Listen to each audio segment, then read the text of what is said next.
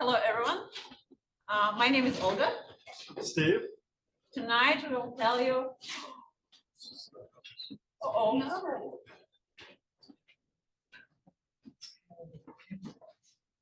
Maybe I can.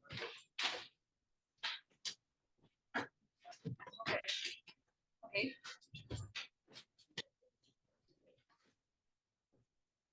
Tonight we'll tell you about Neuro-Symbolic AI. So to begin with, let's overview development of AI. Initially, there have been symbolic rule-based systems. Then classical machine learning models appeared. Then deep learning. Finally, large language models. Recent large language models are great, but they're not perfect. We all know about problems with biases, hallucinations. So the questions, how we can improve it, what we can do better.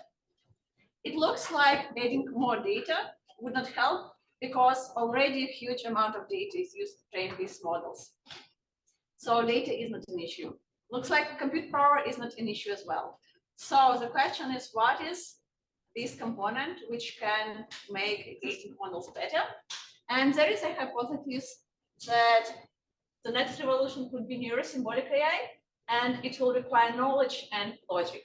Let me provide you an example. Imagine that you ask from a machine learning system whether a zebra can survive on the moon.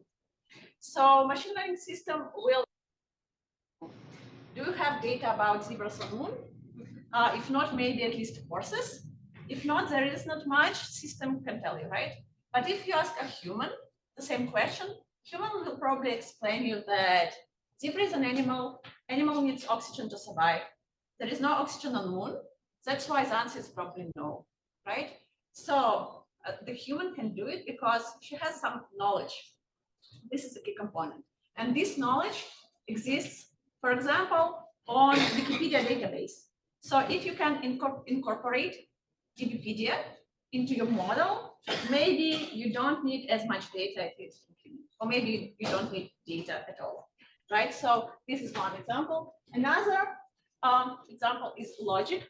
So the idea is instead of at first building a black box, which is actually just very complicated function, and then trying to understand how it works, approximating it with some linear function, you can extract logic from data right away and build model right from this logic, so that you have understanding of how model works just by the way you build the model. And actually, logical neural networks that Steve will tell you about is one way to do it. Wow. Thank you. Yeah, sorry, those mics supposed to work, but for some reason they don't. Okay, cool. Let me provide you another example. So imagine a self-driving car on an intersection, and it has to decide who can go first in this situation.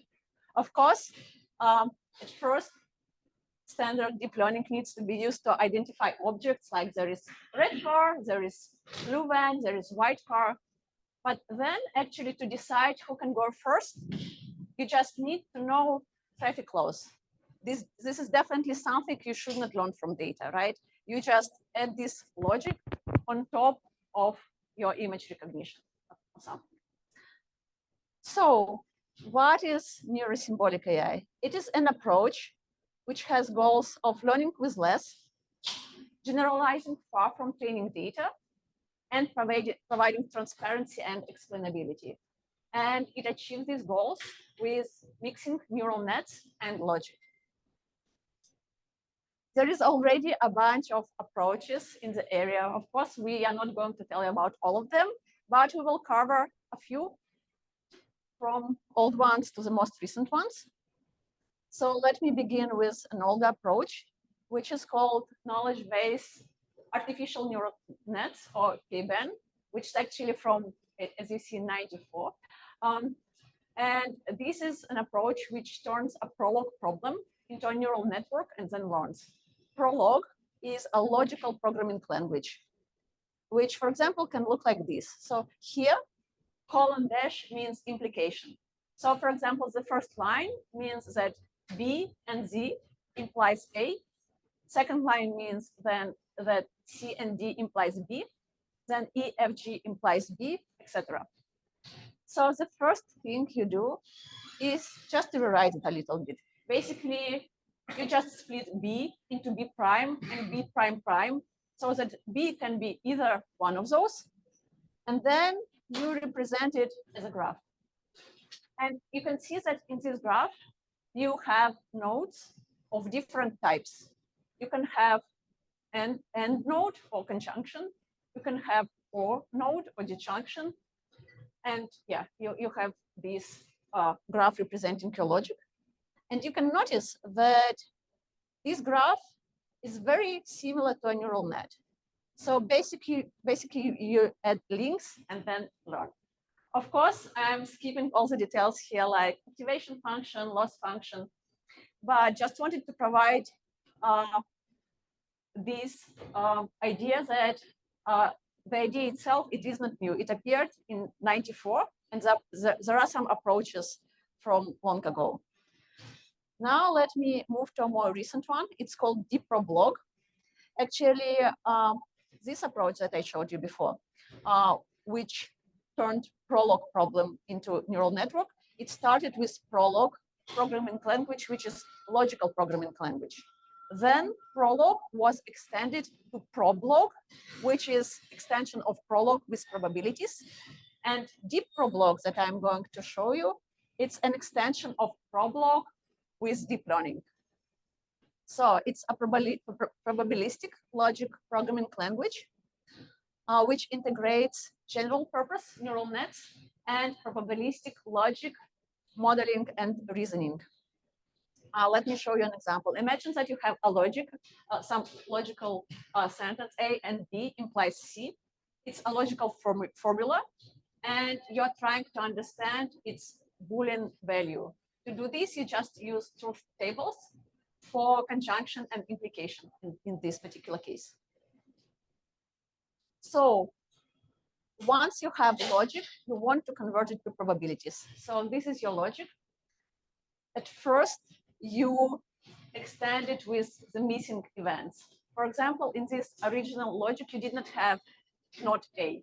So you add it, you can have not A or A, and you can have not B or B.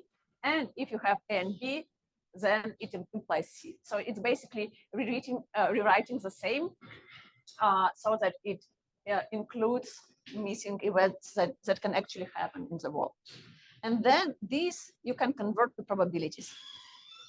And you can notice here that conjunction is replaced with product. So like logical operation is replaced with arithmetical operation. Disjunction is replaced with sum. And this is just one possible option how you can convert logic into arithmetics. This is not the only option. There are various triangular norms exist which extend logic to 0-1 interval. I just showed you an example of product. There are pros and cons of different options. I'm not going to describe them, but just wanted to mention that logical neural nets that Steve is going to tell you about, it use Lukashevich logic, this middle one. Okay, so an overview. DeepRoblog takes logic, then it extends it with probabilities, and then adds neural layer on top of this. So an input to each of your logical predicates is output of some neural network. Let me provide you an example. And one example could be MNIST addition. So the task is to classify pairs of MNIST digits with their sum. So your training data is pairs of MNIST images labeled with sum. And then you can do it with CNN, of course, where you can concatenate both images together and then classify them into classes from 0 to 18. Alternatively, you can use DeepRoblog, in which case you would use CNN to classify images separately into digits from 0 to 9. And then you use 2 lines of deep block code to do the arithmetics. And as a result, you need few iterations and receive higher accuracy. So the benefits of deep block are encoding addition in logic instead of trying to learn it from data, and separating addition from digit classification.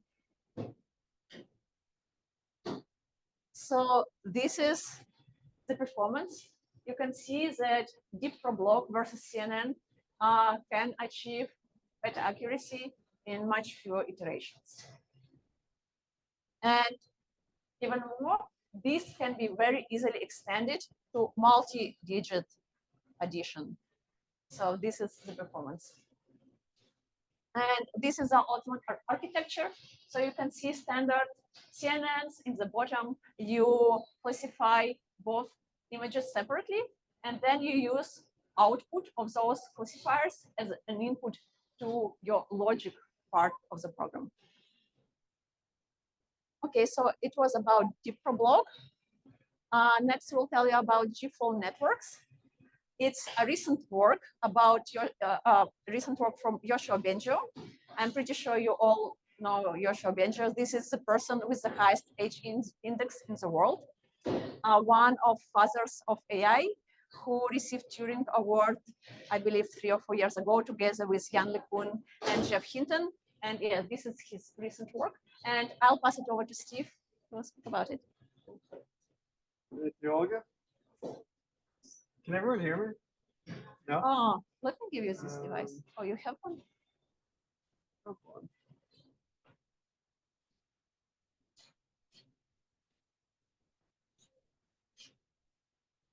You can switch. Better? No.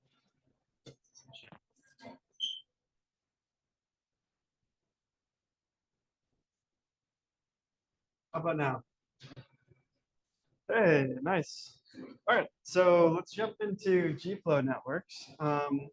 So a GFlow network is a neural model that is trained to learn a stochastic policy that would enable us to actually sample symbolic representations. So, for example, we might have this boat, this Lego boat, and this is the symbolic representation that we're looking to create from our network. And to get here, we train a GFlow network that learns a policy over all of the different objects that we've trained it on, and can sample this particular object with some probability that is proportional to the reward function in the network. And the way that we get to this particular boat is to sample it piece by piece, Lego by Lego, in a constructive manner. So the important thing that we have here with the GFlow network is that we're using the neural component to basically generate symbolic components. And other examples besides a Lego boat image, which we may not find that useful, could be creating molecules or creating causal inference graphs, or even other neural network structures. So it can be used basically to sample any type of symbolic object that you could think of. So how do we do this? Let's imagine that in this case, we actually have a graph. It has these 3 nodes and 2 edges in it. And that graph represents our state at time t. The state is passed into the GFlow network, and this network has a policy over actions.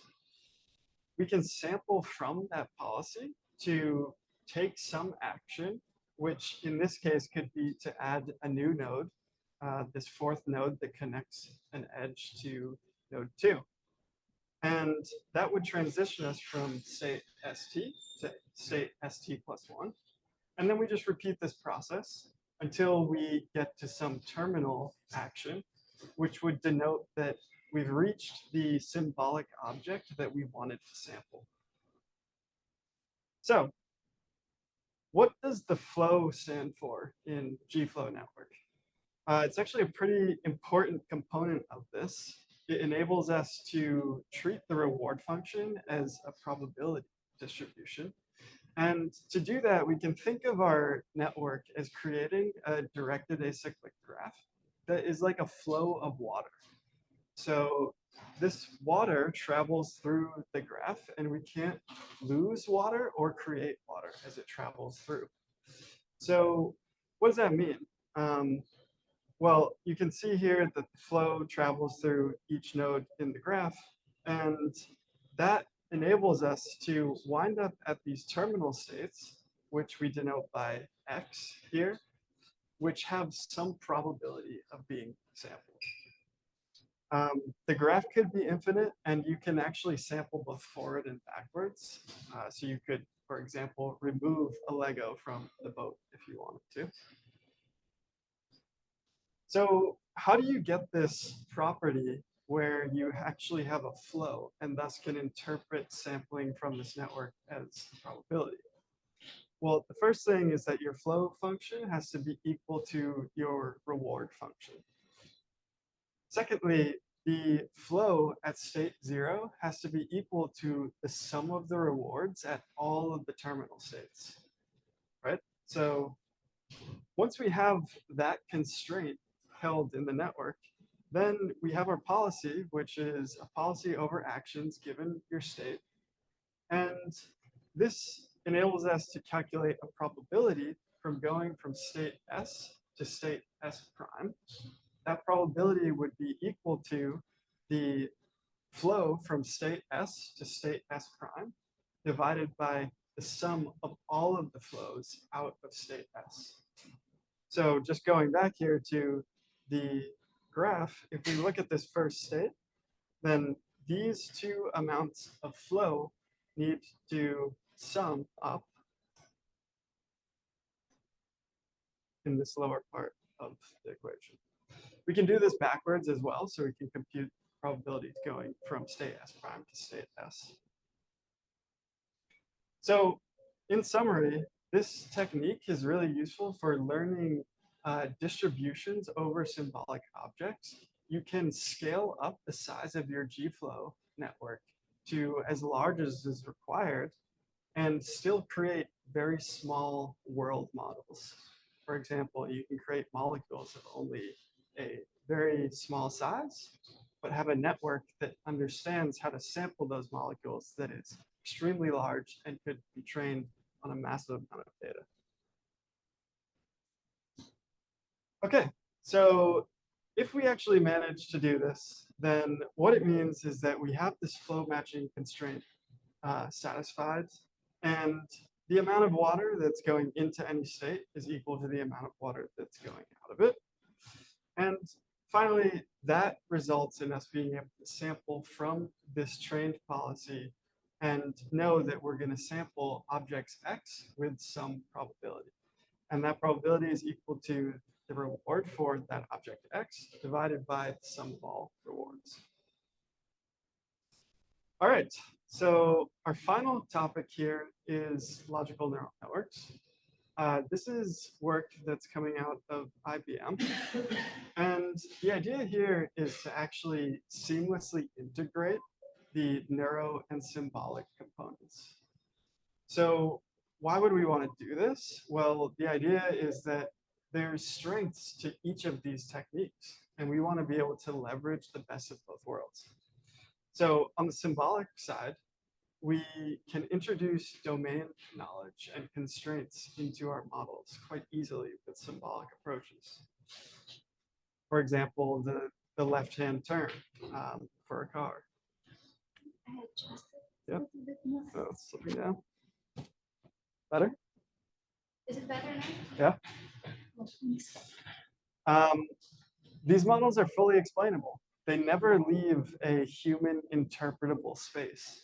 For example, we try to understand what's happening inside of a large language model. Good luck.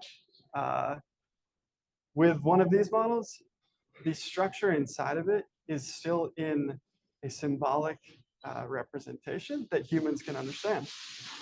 And we hope that these symbolic techniques could allow us to generalize further from training data. On the statistical AI side, we obviously know that we can exploit really large data sets to train statistical models. We can handle some inconsistencies in the data via loss functions. And of course, they scale really well. We've invented GPUs that scale our models to perform really quickly. So how do you actually build up a logical neural network? Well, an example of one is shown here. So we might have predicates which would be things like whiskers, tail, cat, dog. And we have logical nodes, which could be conjunction or disjunction and or implications. And we construct these networks such that the information held in them should hold true. So for example, if something chases a laser pointer, has whiskers and a tail, then that implies that it's a cat. So the LNN has certain design principles. One of them is that we're going to introduce logical constraints onto our neural components. The next one is that we can perform inference in all directions. And I'll get into more what that actually means. The third is that we have this new concept called truth bounds, and we can establish both a lower and upper bound on the truth of any logical node. And then lastly, we have a new concept of logical contradiction. So you can understand if two parts of a system are contradicting each other. So how do we get to logical constraints on neural components? This diagram here is showing a logical neuron in an LNN, and it kind of looks similar to a typical deep learning neuron. We have inputs x1 to xn. Those have weighted edges going into the neuron. This is all the same as you would expect in a deep learning model. The difference here is that inside of this conjunction neuron, there's a specific activation function that makes the output of this neuron behave as a conjunction operator. So what does that mean? It means that if we establish a certain threshold, which we can call alpha on the output, which is between 0 and 1, then any output above that threshold can be understood as true. Any output below 1 minus alpha would be considered false. And once we've established that, then the output of this neuron would follow this truth table here. So if one input was completely true, represented by 1, and the other one is false, represented by 1 minus alpha, then the output of this conjunction neuron will have to be less than 1 minus alpha, meaning that it's false, which is exactly what we would expect from a conjunction or an AND node. The only time that you would get a true value returned from this neuron is if both the inputs were at least alpha. In that case, this function or this neuron will return something greater than or equal to alpha and can be interpreted as true. Okay, second principle is this omnidirectional inference. So what are we talking about here? The upwards inference is a lot like what you would expect to see in a neural network. This is the forward pass in a neural network. So we have some inputs. We're trying to predict something about our target. In LNNs, we also have this concept of downward inference, where we might know something upstream of a certain input, and we can infer then something about the inputs going into a neuron. So how does this actually work? Let's imagine that we have some data and we're trying to classify cats and birds. Okay? So the data that we have basically says if the sample has fur or feathers. And from this data, we can train our LNN to predict if that sample is a cat or a bird. Now, we might also have some domain knowledge about this. Hopefully, everybody knows that birds have beaks and cats have teeth. And we could introduce this as logic that we simply construct in our LNN ahead of time. Then, once we are training our LNN, we can use this downward inference part to learn if a particular sample has teeth or beaks.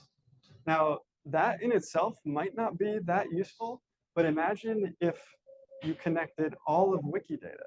Having teeth might lead to being a mammal, and having a beak would lead to other classifications of birds. And you can follow the chain of knowledge all the way through Wikidata using this downward inference step and infer a lot of information about your sample that you didn't even have in your training data. And that's the power of downward inference. So next is the bounds on truth. So we are able to actually express more about the neurons than just if a neuron is true or false. And here we can see a condition where we're false. That means that the lower and upper bound of a neuron are both close to 0. True would be the case where the lower and upper bound are close to 1. And unknown would be this new case where the lower bound is close to 0 and the upper bound is close to 1. That means we're completely uncertain about this logic. The final case is a little bit more interesting even, and this is contradiction. This is where the lower bound is above the upper bound. And this comes into play when you introduce domain knowledge. So this allows us to train an LNN in a supervised fashion that has to adhere to our domain knowledge. It can't contradict it.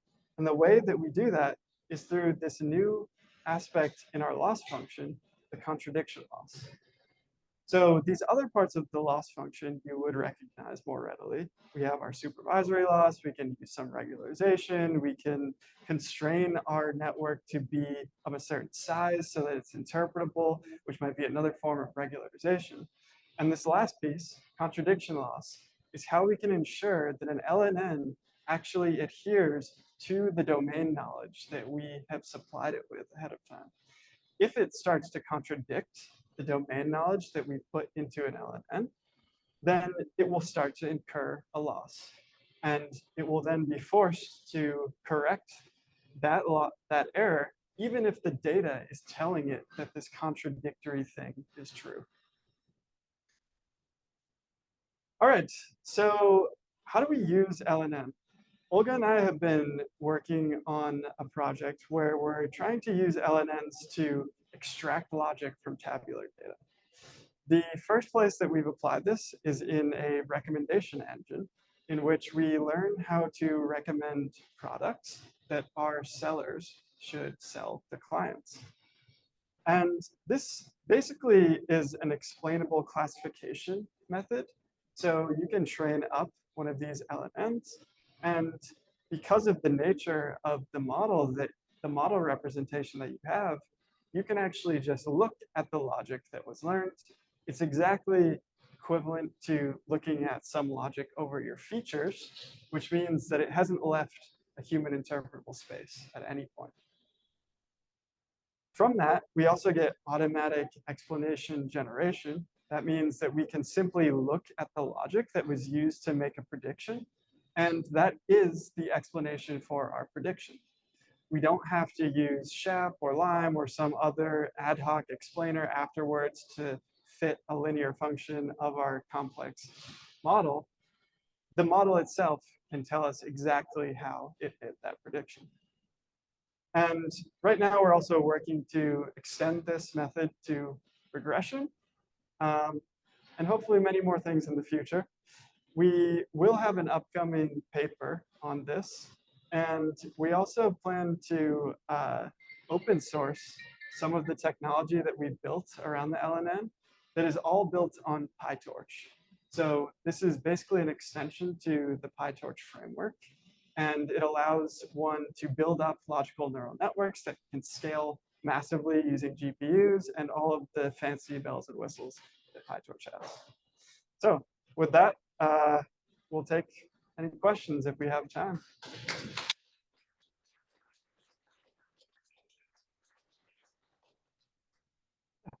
So for complicated problems, how do you actually learn the structure?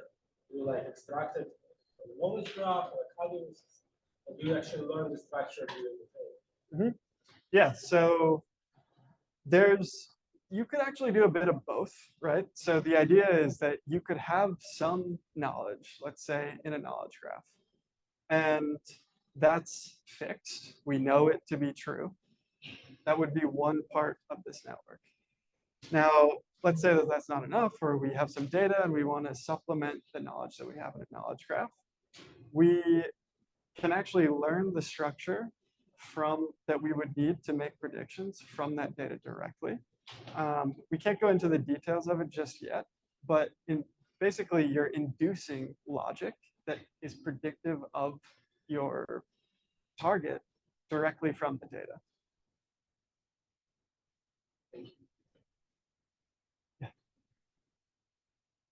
Just wondering if alpha is the alpha like a hyperparameter in your model, like that in that activation function?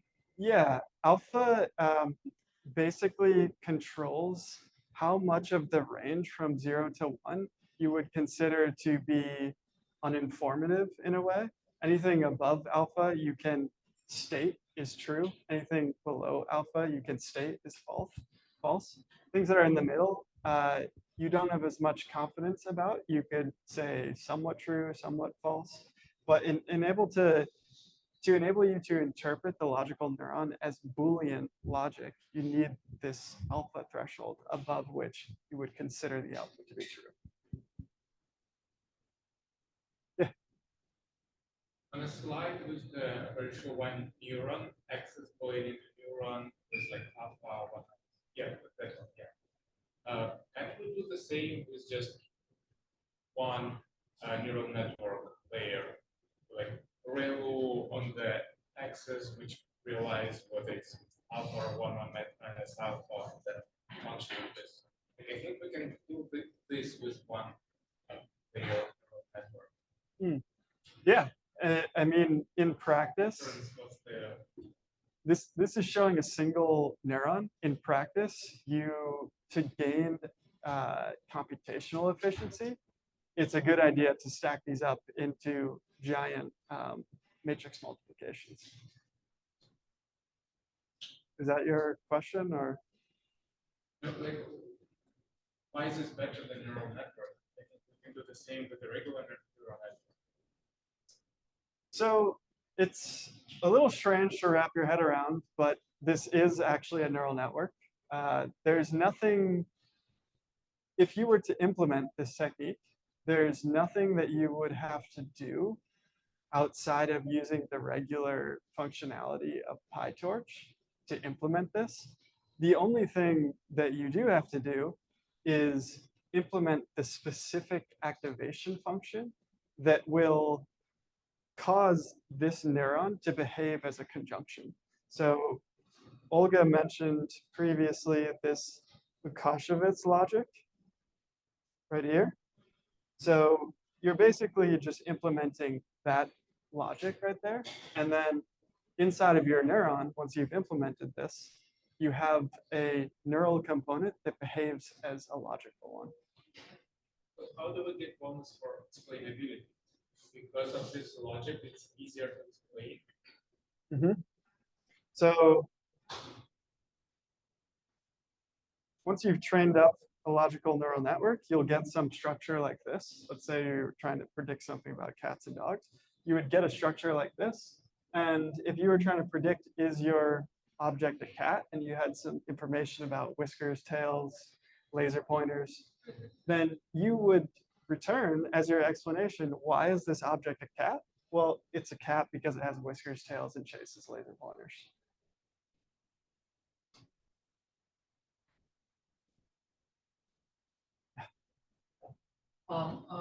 Could you please go back to the slide with the MNIST task?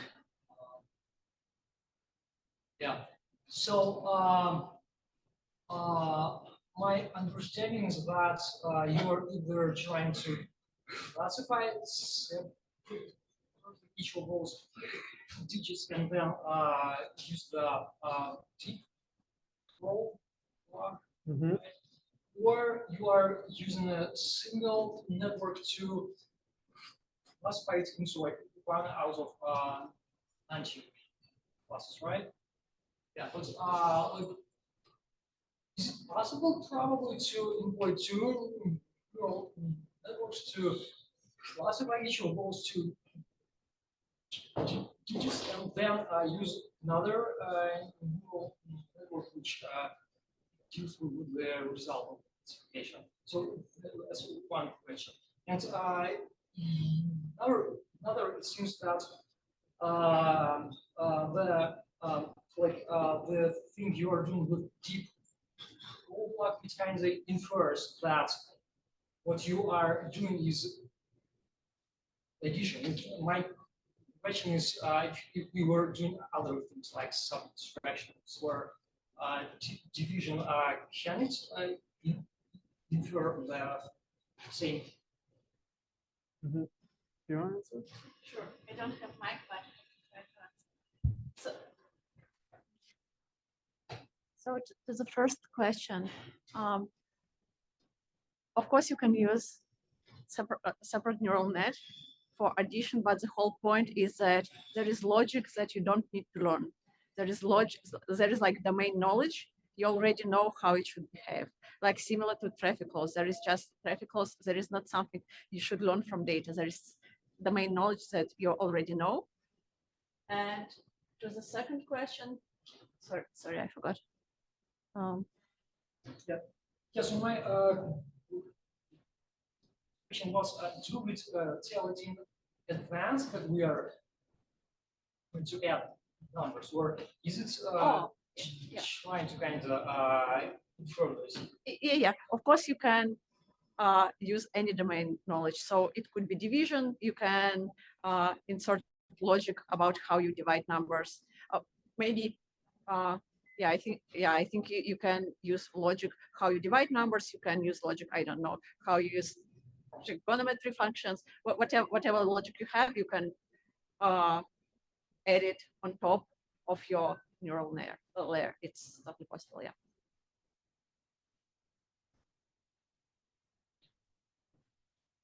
Yeah, thank you for this talk. If you can go back to the slide with symbolic AI strengths and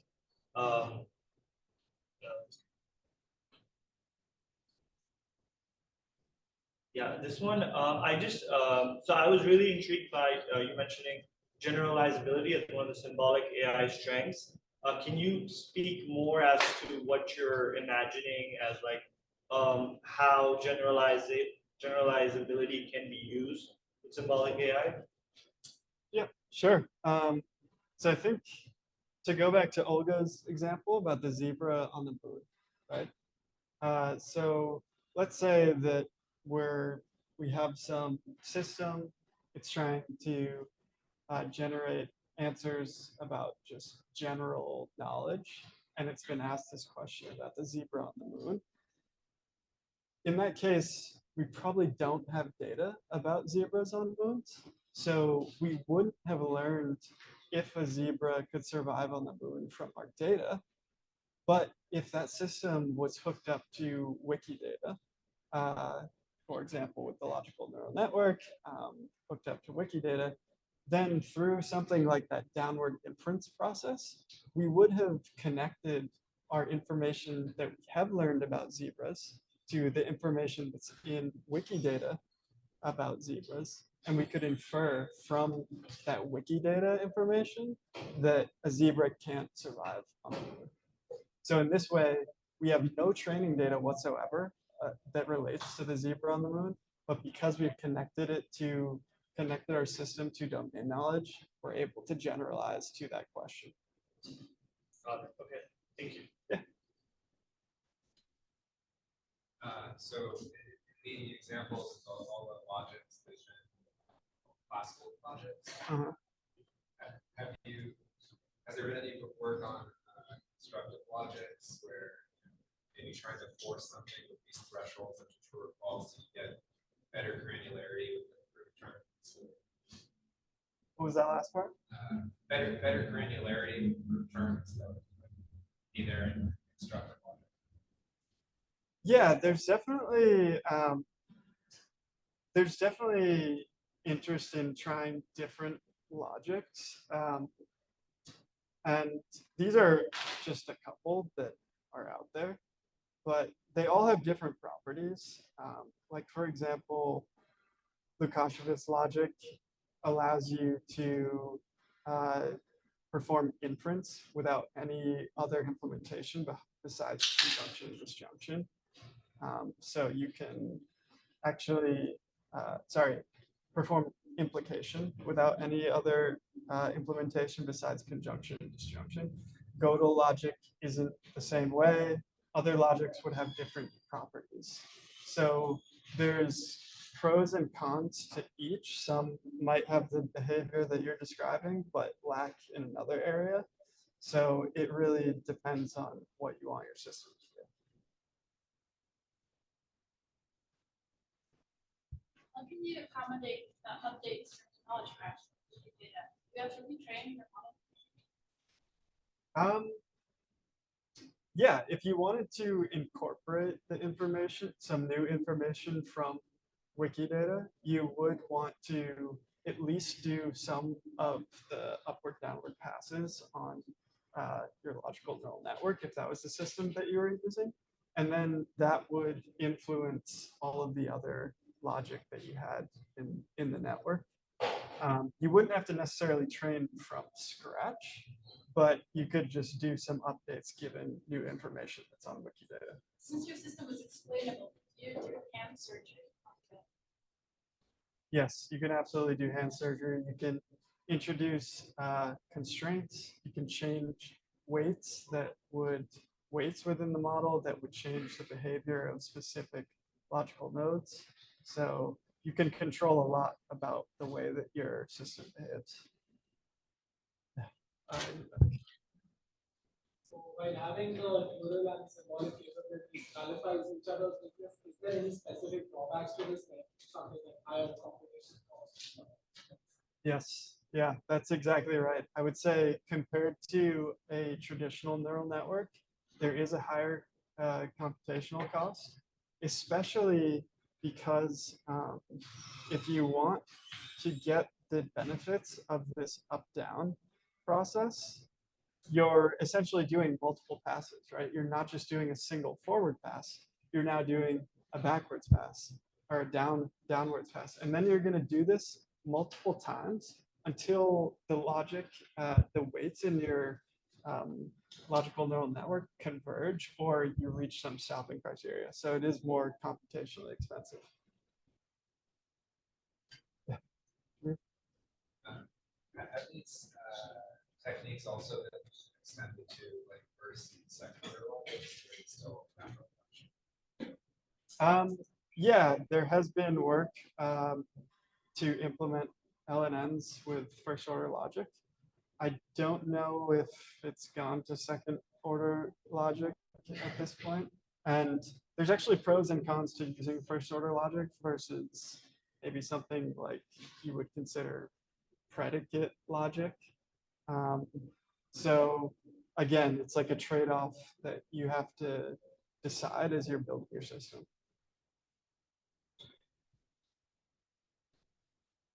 Yeah, last slide, if you could, there's an automation of generating some, automatic explanation. What is that? Yeah, so this is the idea that when we're generating explanations from an LNN, there is nothing to do other than to inspect the LNN itself. So if you're trying to predict if something is a cat, then the LNN is going to produce some truth bounds on if that object is a cat.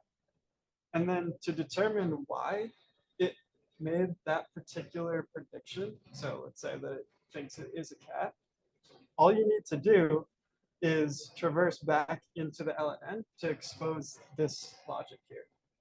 And you would see that it made this prediction about the object being a cat because it had whiskers, it kind of had a tail, maybe the image, only had a partially visible tail. And the image included a laser pointer with the cat looking straight at the dot of the laser pointer. So I was very confident about that. And that would be directly exposed from the LNN structure itself. So it's kind of an automating that process. Sorry, what was that? Is there an automation of that process? Yeah, this can be done automatically just through traversing back through the graph that the LNN is structured in. Thank you. Right. Thank you.